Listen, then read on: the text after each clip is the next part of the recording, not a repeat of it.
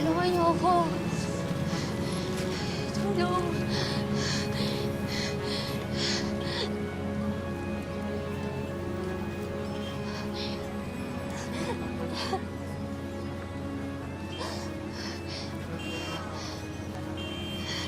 Tulong! Tulungan niyo ako. Ate, tulong. Tulong. Tulong. Okay ka lang? Tulong! Kuya! Tulong! Tulong! Tulungan niyo kayo para mawala sila! Miss, please! Ano nangyari sa'yo? Sino may gawa sa'yo niyan?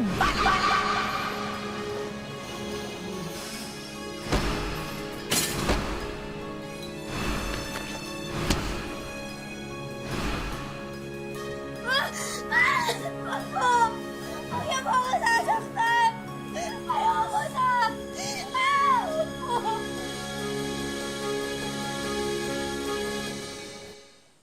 Ilang beses man tayong makabalita ng mga kasambahay na pinagmamalupitan, patuloy pa rin ang pagdagsa ng mga namamasukan.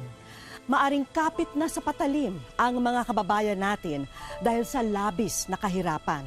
Kaya handa silang sumugal kahit pa man sila'y mapahamak. Pasintabi po mga kapuso, maselan ang ilan sa mga tagpong inyong matutunghayan. Ako po si Vicky Morales at ito ang wish ko lang.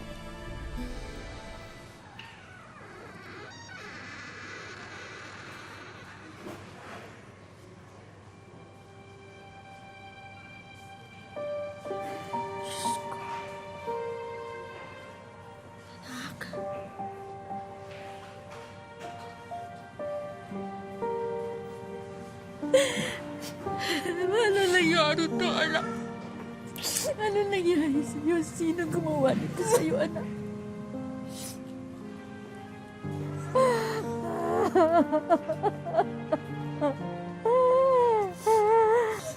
Good morning po. Kayo po ba yung kamag-anak niya? Kapatid ko po siya at saka nanay po namin. Ano po nangyari sa kanya, Dok?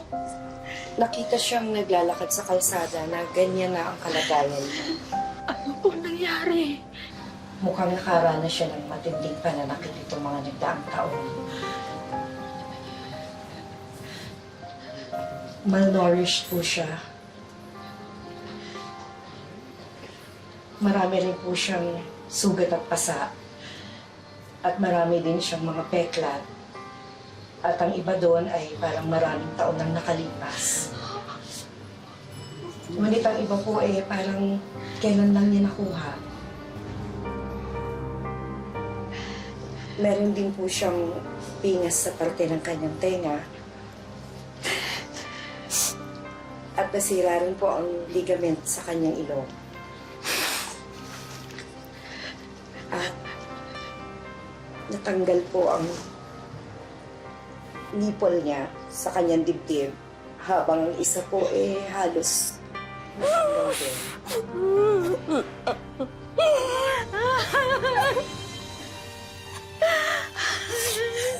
Excuse me po.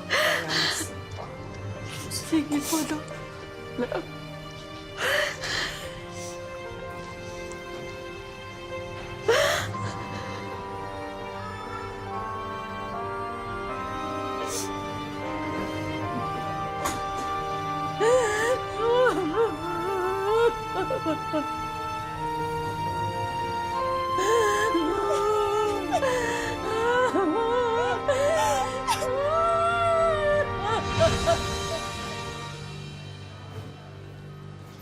Excuse me po. Ako po si Inspector Manluping. Nandito ako para makuha ang salaysay ninyo. Miss Dumina. Kaya mo ba, anak?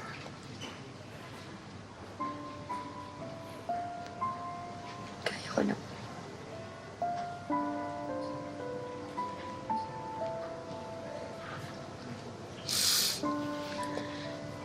Sampung taon nang nakaraan. Nauna akong namasukan. 2,500 ang sweldo kada isang buwan. Libre naman ang pagkain, syempre.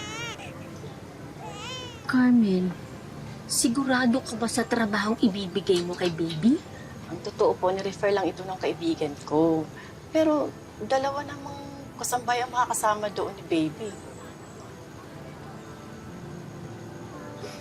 Kausapin ko muna yung anak ko, ha? Sige.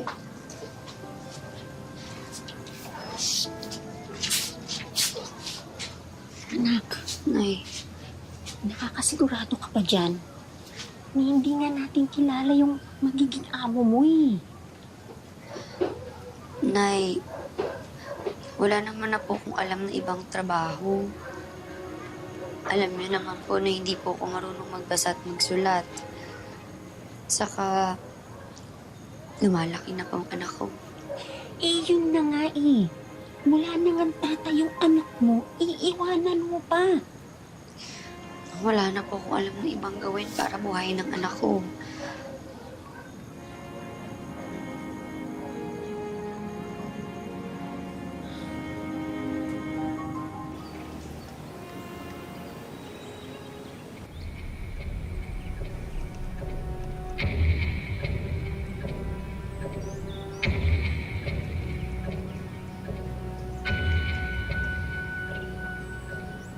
Ako si Mrs. Torquemada. Nandito kayo sa pamamahay ko para magtrabaho. Hindi para manood ng sine o telebisyon. Hindi para makipagnobyo o mag-asawa. Kundi magtrabaho. Lahat ng utos ko at utos ng mga anak ko susundin mo. Walang reklamo. Walang question. Naiintindihan niyo? Paliwanag ka! Opo. Ganyan! Lalakasan yung mga boses nyo, hindi yung para kayong mga pipe! Welcome.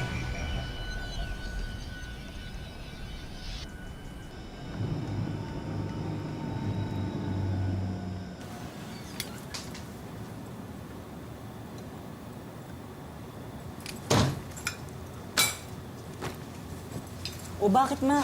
Simangot ka na naman. Ay, nako. Nagtaka ka pa. Eh di malamang natalo na naman niya sa kasino. Ako tigilan yung dalawa, ha? Baka gusto nyo samain. Ma, lamig ka lang.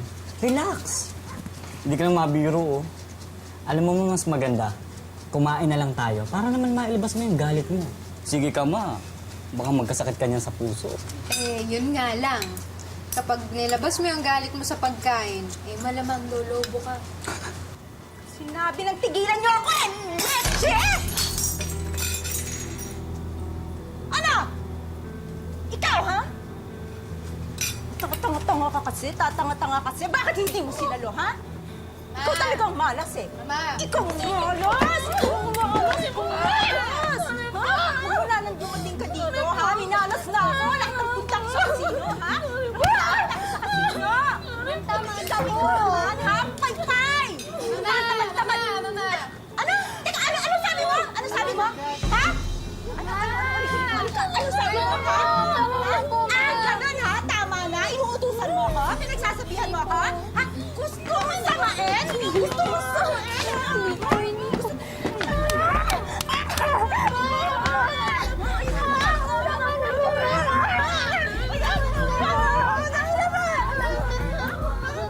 O ano, ha? Malas eh!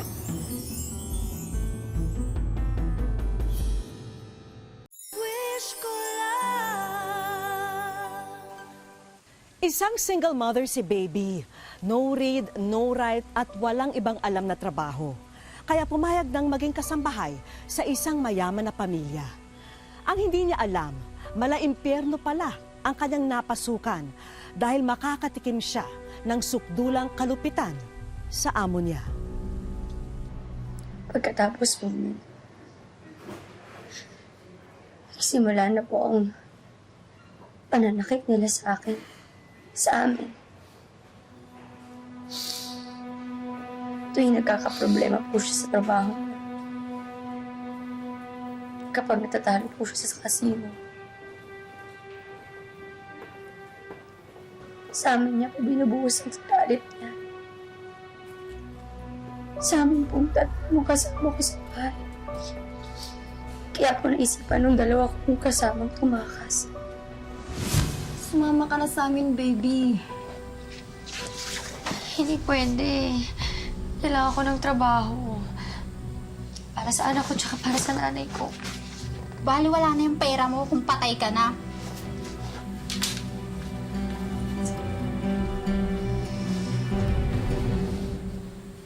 Mga hampas lupa! Pinuin mo umalis sila sa pamamahay ko nang walang paalam sa akin? Pagkatapos ko silang kinukop sa pamamahay ko, pinalamon? Sinweldohan? Tinuring na parang pamilya? Iiwanan nila ako nang walang pasabi? Mga hayop sila! Mga hayop! Mamatay na sana sila! Ikaw! Anong pangalan mo? Baby. Baby po, Mama.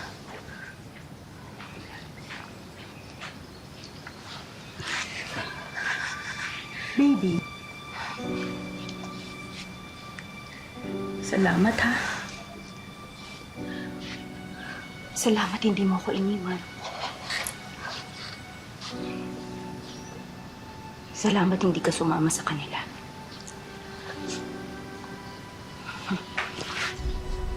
Pero yung mga kasama mo, mga hampas lupa sila. Pag nakausap mo sila, sabihin mo yun, ha? Mga hayop sila.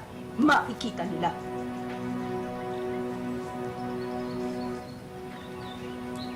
Ikaw dito ka lang, ha? Baby!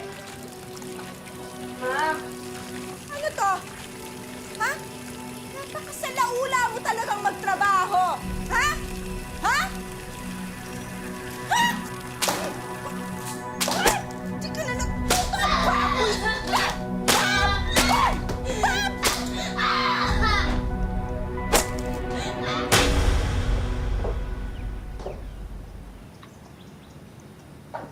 Baby. Tumatawag ang nanay mo. Matagal ka na rin kasi hindi tumatawag sa inyo at hindi nagpapadala ng sweldo. Ho? Paano pa sila nakatawag? Eh, siguro hiningi niya yung numero ko kay Carmen. Baby, tandaan mo itong sasabihin ko sa iyo, ha? Huwag na huwag kang magsusumbong sa nanay mo. Naintindihan mo? Dahil kapag may nalaman ng nanay mo tungkol sa nangyayari sa iyo dito sa bahay, lalo na sa iyo, mata mo lang ang walang latay. Papatayin kita. At hindi lang ikaw, pati ang nanay mo, ang anak mo, at ang buong angkan mo. Alam mo kung anong kaya kong gawin, hindi ba? Hindi ba? Nakakaintindihan tayo? Opo, Ma'am. Mabuti naman.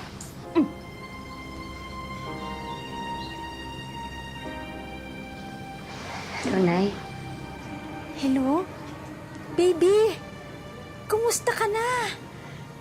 Anak, bakit matagal ka nang hindi sumusulat sa amin o tumatawag? Miss na miss ka na namin. Nag-aalala na nga kami. Okay naman po ako, Nay. Pasensya na po kayo, ha? Kasi marami lang po akong ginagawa. Tungkol po pala dun sa sweldo, Nay. Ano po kasi... Huwag mo nang intindihin yon. Nakausap ko na si Mrs. Ang sabi niya, yun daw sweldo mo, ipapadala na lang daw sa amin. At hindi ko naman tinanong yun sa kanya. Siya nga nagbanggit eh. Nay, kamusta po si Jen? Ay nako, ayun, naglalaro sa labas. Eh kung alam ba niya natatawagin ka namin, eh naku na, andito na yun sigurado, agad-agad. Ay, sabi pa, miss na miss ko na po siya. Naku anak, miss ka na namin. Oh, Nay, pasensya na po kasi kailangan ko na po magtrabaho. Sige po.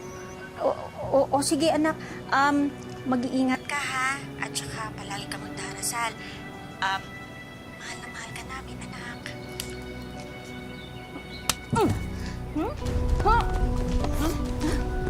Hindi na drama-drama mo, ha? dinodrama-drama mo? Gusto mo yung pokpoksin? Gusto mo talino ko sa'yo itong telepono? Hindi po. Hindi po.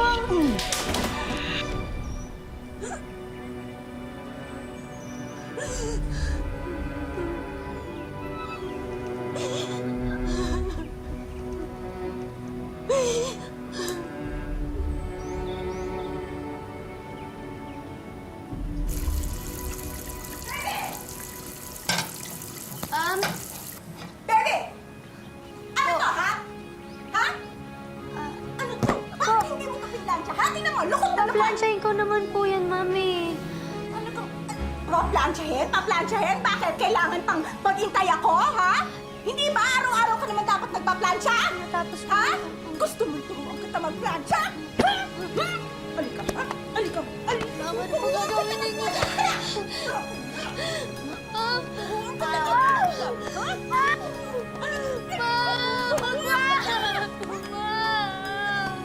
Ganito magplansyahin!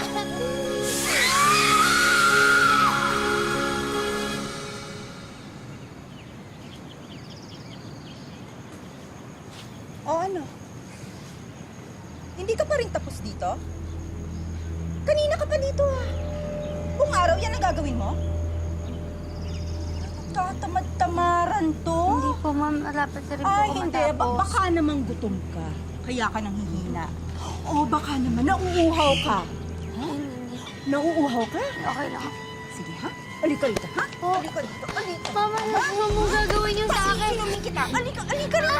Alika dito. Paiinumin kita. Ayaw! Inom! Inom yan. Ubusin mo yan, ha? Ubusin mo yan! Ubusin mo yan, ha? Inumin mo yan! Inom! Ha?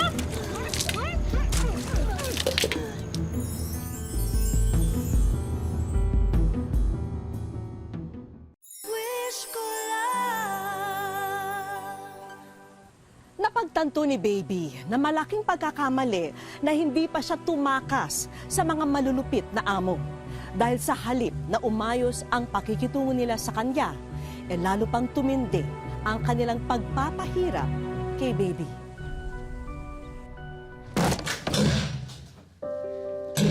Inisip mo na naman ako kanina. Kaya ako natalo sa kasino! Ha? Talagang wala talagang gagawin mo kanina, ha? Ha? Ito na!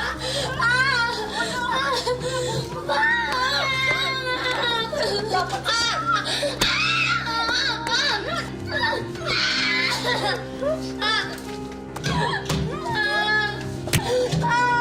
Tama na po,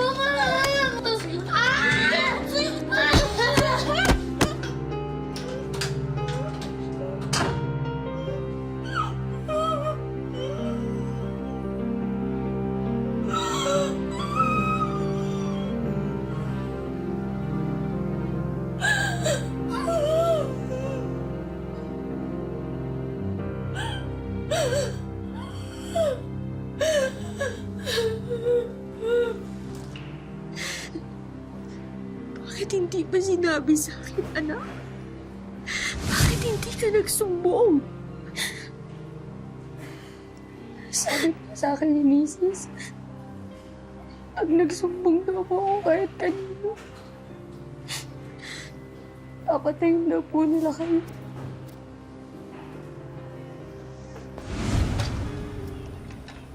Bebe!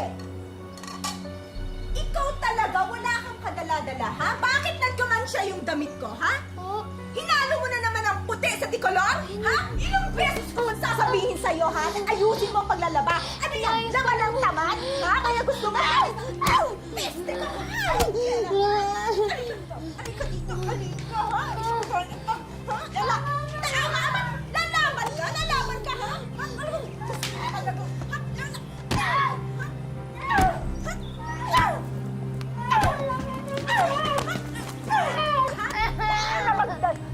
Para magtanda ka! Gusto mo? Isa pa? Ha?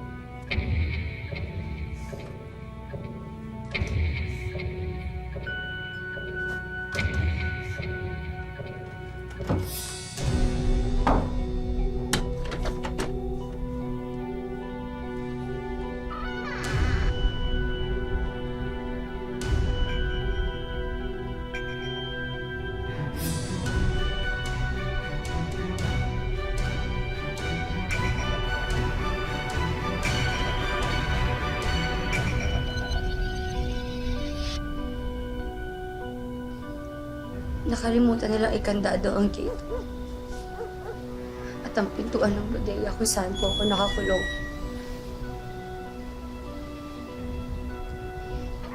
Yung gabing yun, doon na po ako naglakas ng loob, tumakas. Tapusin ang pagiging malupit nila sa akin.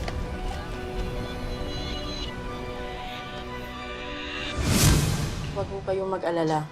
Gagawin ho namin ang lahat upang mabigyan kayo ng station. Magpagaling ho kayo. Maraming salamat po. Tutuloy na ho kami. Salamat. Sige po.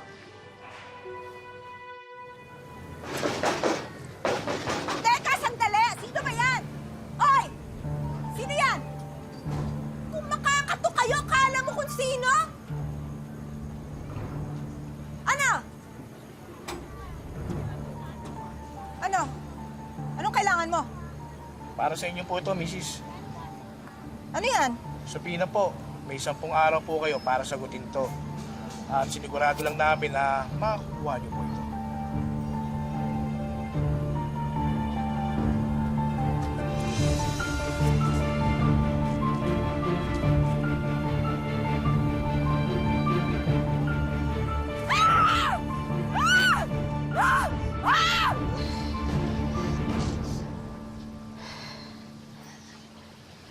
Malaki na po yung atraso ko sa anak ko. 10 taon ko rin po siyang hindi nakita.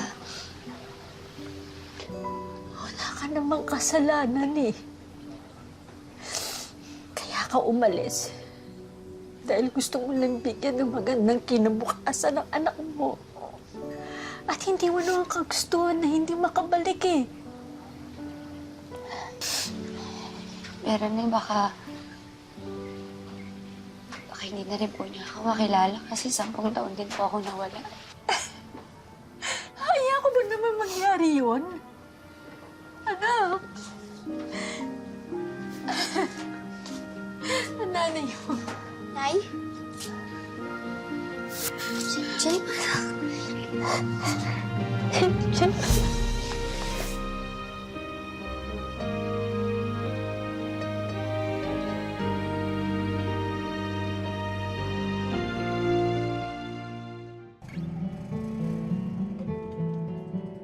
Magdadalawang buwan na mula nang makatakas si Baby sa malaimpyernong buhay sa kamay ng kanyang mga amo.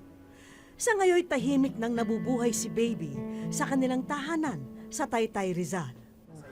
Masaya po eh. Dumating po ako eh. Makita po anak ko sa kapatid ko po, sa nanay ko po.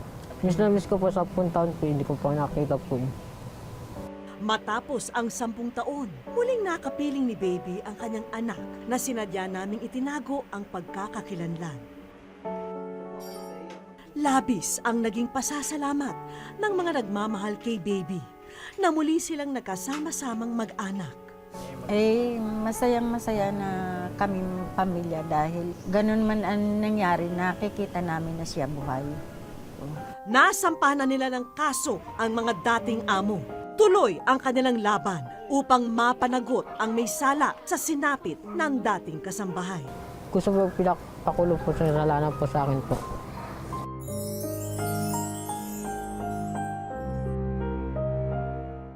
Sa aming pagbabalik, Baby, ikaw ay nasa wish ko lang.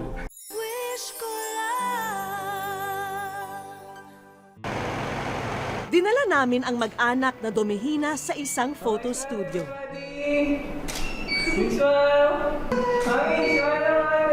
Ngayong kompleto na ang mag-anak, pwede na silang makuhanan ng family picture.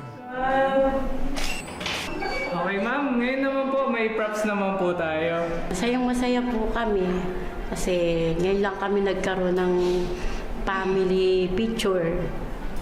Ibinigay na ng aming staff ang props ng mga star. Hatid ng Between ang nagniningning na mensahe.